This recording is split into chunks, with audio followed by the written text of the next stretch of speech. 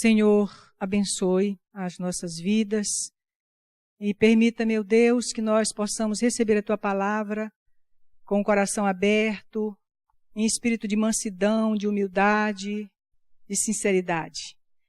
Gostaria de convidar os irmãos para o livro de Timóteo, 2ª Epístola, capítulo 3. Irmãos, nós temos recebido aqui nesta comunidade, em nossas comunidades, onde nos reunimos para ouvir esta palavra, que nós estamos vivendo dias inegavelmente difíceis, inegavelmente trabalhosos, dias onde o mundo mergulha em profunda escuridão por causa da ausência de Deus nas vidas dos homens, das famílias, por causa da apostasia que se instalou neste mundo e que nós vemos com muita clareza através da manifestação de situações muito tristes para nós que clamamos dia e noite por este Deus. A palavra de Deus, como temos aprendido, ela foi escrita para um povo que o Senhor achou por bem fazer este chamado para preparar este povo para um grande trabalho. Nós temos entendido, por meio das Sagradas Escrituras, que nós temos um pastor que Deus, pelo seu imenso amor por nós, enviou para nos tirar da escuridão para a sua maravilhosa luz. E este pastor é Jesus Cristo, nosso Senhor e Salvador.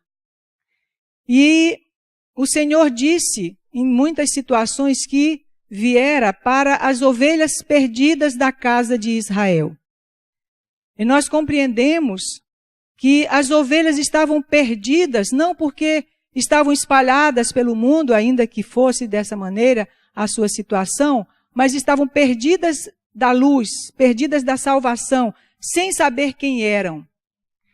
E Jesus veio fazer este favor, esta graça, este grande trabalho de reunir essas ovelhas e retirar essas ovelhas dessa perdição, que é a escuridão das nossas almas, para a maravilhosa luz que há nele. E nós aqui estamos hoje e cremos verdadeiramente que somos as ovelhas que estavam perdidas, mas não estão mais, desta casa de Israel. E cremos que esta palavra é dirigida para nós. E por isso, irmãos, nós consideramos este momento aqui um momento preciosíssimo para as nossas almas. Levamos muito a sério. Este é um momento de gravidade para nós, porque é um momento em que a palavra fala para os nossos corações, nos instruindo, nos ensinando, nos corrigindo, nos admoestando. E nós precisamos recebê-la com alegria. Por causa do amor de Deus por nós, por causa do grande cuidado de Deus por nós, por meio da pessoa do nosso Salvador. O apóstolo Paulo, escrevendo para o seu amado filho Timóteo, escreveu sobre estes dias que nós estamos vivendo hoje. E ele disse o seguinte: sabe, porém, isto, que nos últimos dias sobrevirão tempos trabalhosos, tempos difíceis.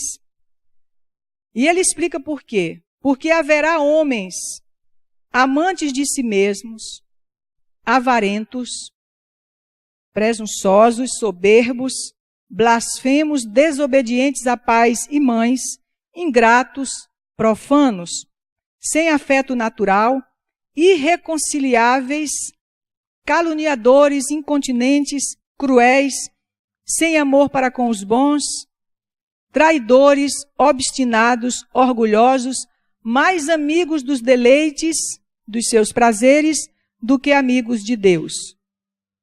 Tendo aparência de piedade, de bondade, mas negando a eficácia dela.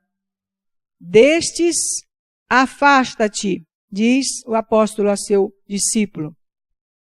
Porque deste número são os que se introduzem pelas casas e levam cativas mulheres nécias, carregadas de pecados, levadas de várias concupiscências, que aprendem sempre e nunca podem chegar ao conhecimento da verdade.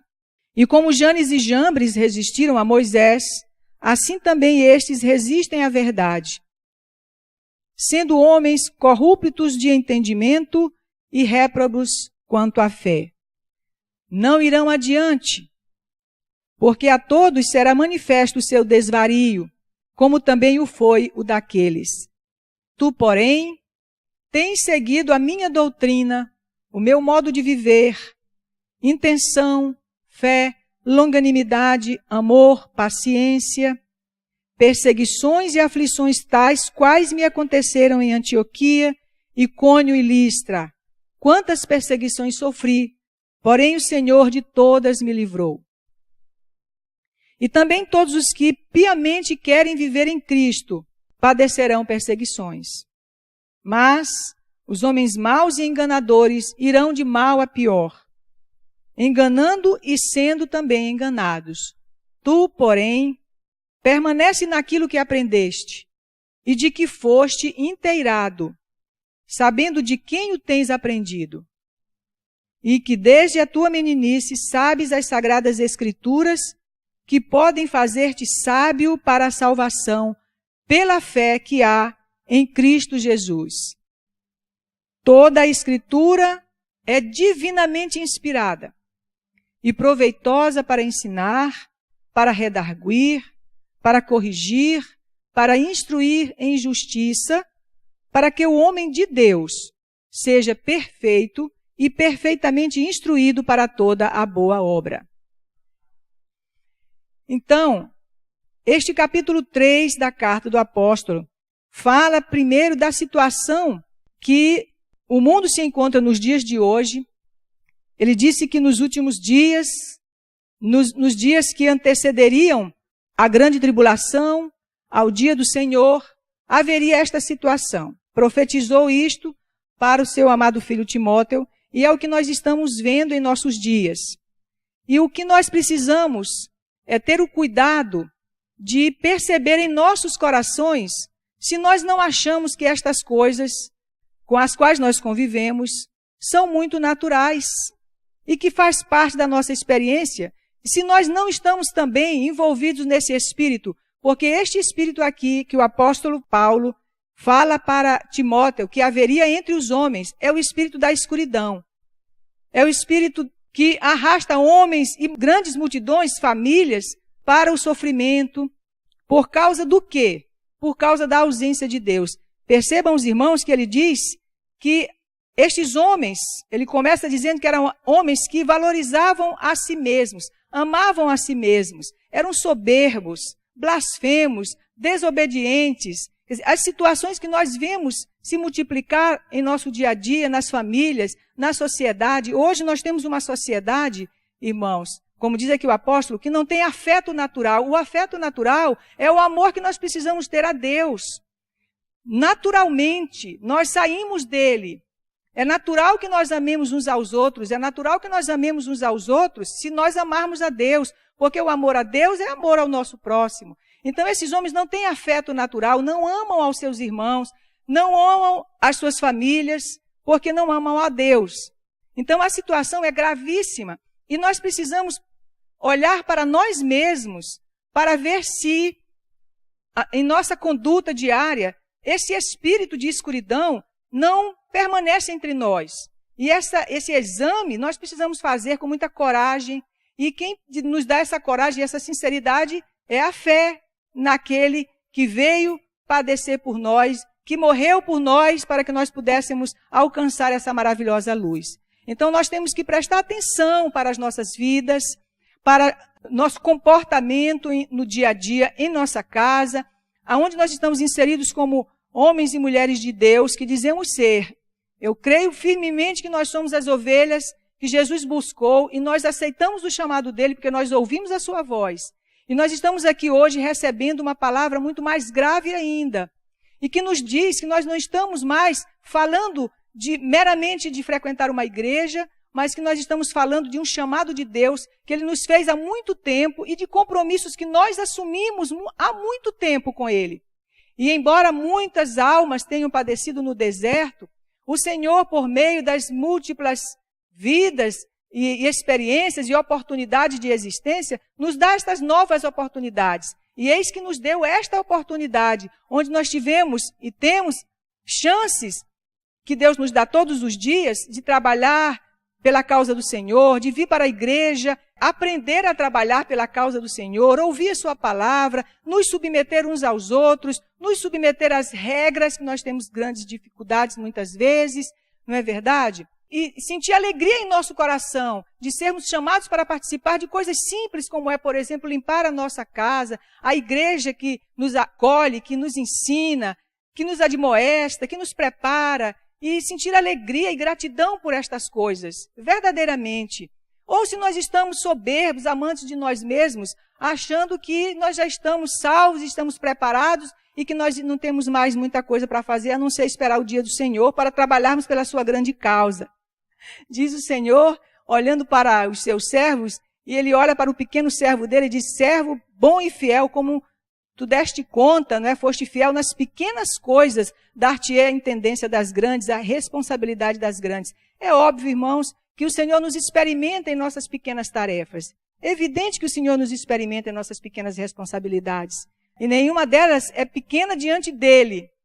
Não é? Às vezes é pequena diante de nós porque nós achamos que é pequena, porque não colocamos nela o nosso coração, não colocamos nela a nossa gratidão. Então, acaba sendo pequena, mas as coisas para nós precisam ser grandiosas. Tudo que nós fazemos na casa de Deus e em nossas casas envolvido pelo Espírito de Deus são coisas grandiosas para nós. Por quê? Porque nos ensinam, elas nos aperfeiçoam, elas nos testam, elas fazem com que nós vivenciamos o amor, a paciência, a misericórdia.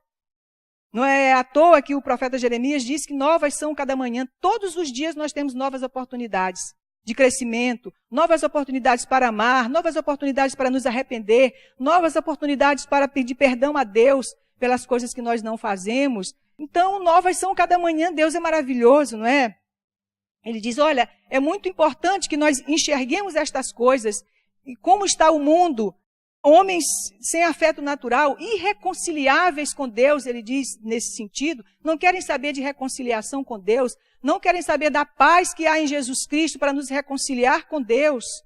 São irreconciliáveis, não têm vínculo com esta palavra e têm aparência de bondade. Temos recebido, irmãos, uma certeza em nosso coração, pela palavra que nos é anunciada, de que esta palavra é dita para nós. Portanto, Paulo estava falando que no meio desse povo existiam essas almas que tinham aparência de piedade, mas não tinham a sinceridade dela, a eficácia dela. Tinham aparência de bondade, mas era só aparência de bondade. Então ele diz para Timóteo, olhe, afasta-te destes, porque eles aprendem sempre, buscam sempre conhecer as coisas, mas nunca chegam ao conhecimento da verdade, por causa da soberba, por causa de amarem a si mesmos, por causa da venda que ainda está em seus olhos, e porque ainda não querem que o Senhor os salve, não é? Ainda não querem ser instruídos pela palavra. Então ele diz, estes homens, estas almas, têm apenas a aparência da bondade, mas não têm a eficácia dela, não têm a consequência da bondade, não é manifesta a consequência da bondade em suas obras, em suas vidas diárias, de relação. E eles buscam sempre o conhecimento, mas nunca podem chegar à verdade. E nós precisamos refletir muito sobre estas coisas, meus queridos, porque nós estamos sendo instruídos sobre essa verdade, no aprofundamento dela. E se o nosso coração não estiver esvaziado de nós mesmos, não tivermos humildade, nós até podemos adquirir conhecimento, mas não da verdade. Não das coisas espirituais. O Senhor está nos encaminhando para aprofundamento de muitas questões. E nós temos que ter o nosso coração aberto.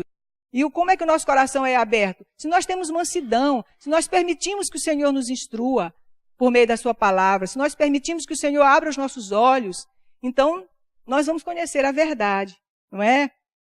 Jesus Cristo, no Evangelho de João, uma de suas palavras, ele diz, se permanecerdes em minhas palavras, conhecereis a verdade e ela vos libertará. Se permanecerdes em minhas palavras.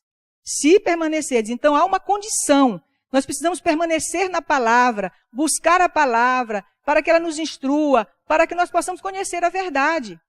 E se nós não permitirmos que ela nos instrua, nós não vamos conhecer a verdade. Podemos conhecer o texto bíblico de Gênesis ao Apocalipse, mas não a verdade.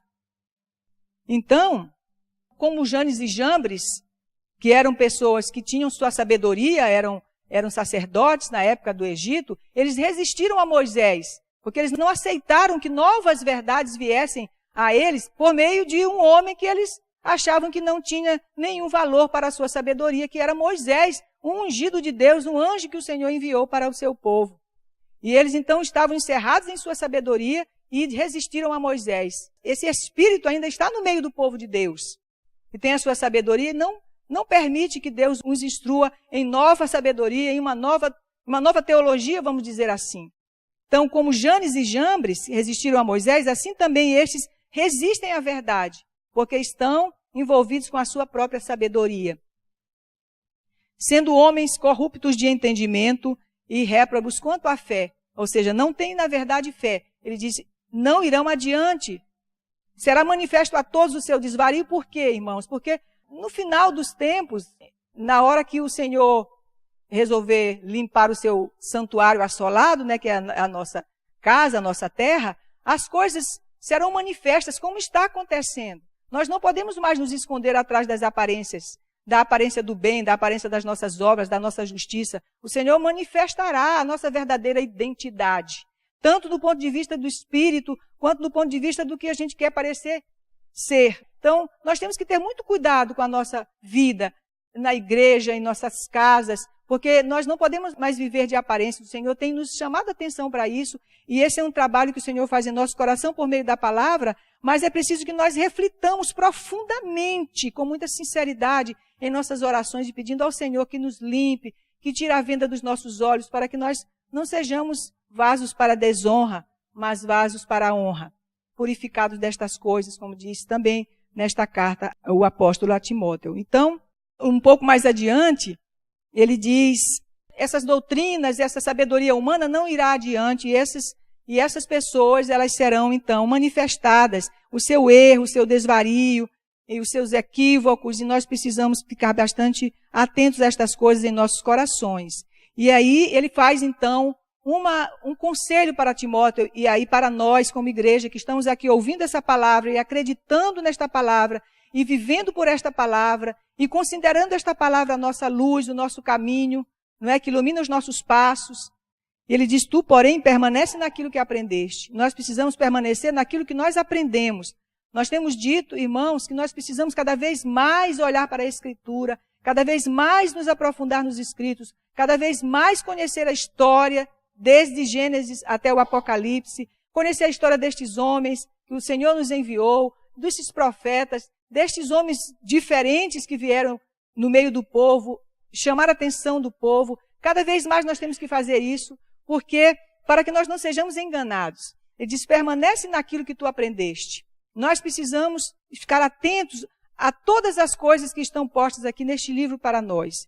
E também dizemos que se as coisas que estão sendo ditas não tiverem fundamentação nas Escrituras, é preciso que nós rejeitemos. Nós precisamos ter clareza destas coisas. Tudo precisa estar fundamentado nas Sagradas Escrituras, porque elas são a nossa luz, elas são o nosso caminho. As Sagradas Escrituras é o nosso norte. E nós estamos em torno dela para que nós não nos percamos na vaidade das nossas mentes. Então, tu, porém, permanece naquilo que aprendeste e do qual foste inteirado, sabendo de quem tens aprendido. Nós sabemos qual é a fonte das Sagradas Escrituras, nós sabemos qual é a fonte desses escritos e desta palavra, que é de Deus por meio do seu Cristo, para nós que é Jesus, não é? E ele diz, então, é preciso que nós olhemos para a Escritura com estes olhos de gravidade, porque toda a Escritura, diz o apóstolo, ela é divinamente inspirada. Prestemos atenção, irmãos, a Escritura não foi escrita por homens comuns como nós.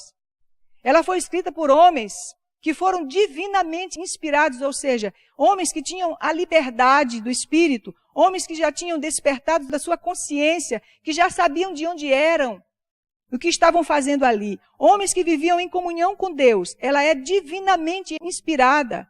Nós precisamos olhar para a Escritura com esta gravidade, como se o próprio Deus falasse conosco por meio das Sagradas Escrituras. E se assim é, nós temos que ter temor em nosso coração. Se a Escritura, se a pregação nos encaminha para determinada instrução em nossas vidas e o Espírito fala conosco naquele dia, a palavra fala conosco e a gente sente em nosso coração. O Espírito falou comigo, como disse o nosso irmão, Deus falou comigo hoje nesta casa por meio desta palavra. E eu não vou dar importância para isso, ou então eu vou dizer, eu saio daqui um pouco assim temeroso, mas atravessando ali o portão, entrando em minha rotina, eu esqueço para voltar a ouvir daqui a algum tempo novamente a mesma palavra e não apliquei aquilo, não considerei a instrução, não considerei a argumentação do Espírito em meu coração, não considerei a repreensão, não considerei a instrução, é gravíssimo, porque nós somos povo de Deus. E esta história já aconteceu lá atrás, e nós fomos punidos, o povo de Deus foi punido, ou seja, teve consequência de sua desobediência e consequências gravíssimas. E nós não queremos mais repetir isso. Nós não queremos. Nós queremos andar com Deus. Então, olhemos para a Escritura, que é divinamente inspirada, e ela tem um propósito, diz o apóstolo. O propósito desta Escritura é nos ensinar. Ou seja, nós precisamos aprender todas as coisas, tendo como parâmetro as Escrituras Sagradas. Tudo o que nós precisamos está aqui. Ainda ontem mesmo estávamos conversando sobre isso, e às vezes nós não conseguimos argumentar ou instruir segundo as Escrituras, porque às vezes nós não sabemos, não conhecemos toda a Escritura. E nós então vamos e instruímos segundo o nosso ponto de vista, e isso é um perigo muito grande. Então, todas as vezes que nós tivermos oportunidade, que nós nos lembrarmos de um versículo, e que se aplica àquela situação, vamos buscar o versículo para que nós possamos instruir devidamente a pessoa e, ao mesmo tempo, a nossa própria alma. Que a palavra tem esse papel. Então, as Sagradas Escrituras, elas têm um propósito que é nos ensinar. E nos ensinar a viver, nos ensinar a criar filhos, nos ensinar a nos relacionar com os nossos cônjuges, nos ensinar a lidar com a igreja, com a nossa comunidade. Ela nos ensina, se nós não estivermos atentos, nós vamos fazer todas essas coisas segundo o nosso ponto de vista. E nós vamos entrar em conflito uns com os outros, entrar em conflito com a pregação, entrar em conflito com as normas da igreja, entrar em conflito em nossas casas, com as nossas tarefas, porque nós não estamos trabalhando segundo o ponto de vista das Sagradas Escrituras, mas estamos trabalhando segundo o nosso próprio ponto de vista, ou seja, cuidando mais dos nossos deleites do que das coisas de Deus. O que significa isso? Cuidando mais de nós mesmos, das nossas necessidades, dos nossos sonhos, do que das coisas do Senhor. E ela, então, serve para que nós possamos aprender também a argumentar, a redarguir. Como é que nós vamos argumentar diante de uma ideia equivocada, diante de uma doutrina da escuridão, se nós não conhecemos a doutrina da luz?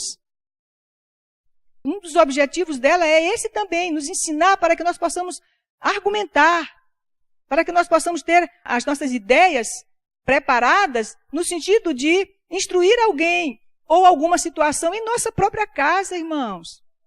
Que o Senhor possa nos amparar e nos socorrer nessas situações que às vezes nós ficamos achando que nós não temos condições de suportar aquela provação, aquela tribulação.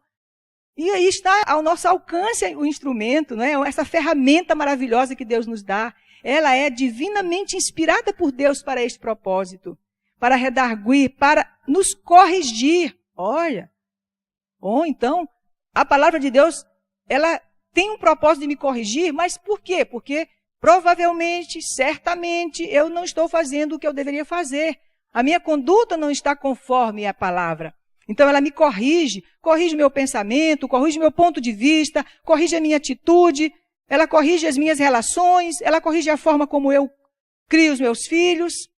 Estejamos atentos, porque este é um dos propósitos da palavra, corrigir a nossa alma, dos nossos equívocos, dos nossos enganos, das nossas ilusões. Tudo isso é papel da palavra. Para quê? Para que nós sejamos, nós homens e mulheres de Deus, sejamos preparados para a boa obra de Deus. O Senhor quer nos preparar para esta obra maravilhosa. Temos aprendido que o povo de Deus, pela própria palavra, é primogênito entre as nações. Sabe que responsabilidade é essa, irmãos? O Senhor é nosso primogênito dessa família de Deus. E o povo de Deus é primogênito entre as nações. Grandes tarefas nos aguardam. Se nós estivermos devidamente instruídos pela palavra de Deus, o nosso coração aberto para aprender, para que Ele possa guiar a nossa alma, nós daremos conta. Se nós estivermos andando por nós mesmos, a nossa derrota é anunciada. Não tenhamos dúvida disso. O Senhor quer nos instruir para esta boa obra. A obra de construção deste mundo, a obra da construção desta nova Jerusalém, destas nações convertidas que se converterão a Ele. Todas as nações do mundo se converterão a Deus por meio do trabalho espiritual, do trabalho carnal, do trabalho material deste povo de Deus que haverá de construir um novo mundo para nós habitarmos. Então nós temos grandes responsabilidades. E esta palavra de Deus, ela é o nosso instrumento, a nossa ferramenta que Deus nos enviou para que nós não nos perdêssemos, para que nós pudéssemos ter a certeza de que Ele está conosco, conduzindo as nossas vidas, conduzindo este trabalho em nossas famílias, nos ensinando a instruir os nossos filhos, porque também serão eles que darão continuidade a este trabalho. Que Deus nos ajude e nos conceda entendimento. Amém.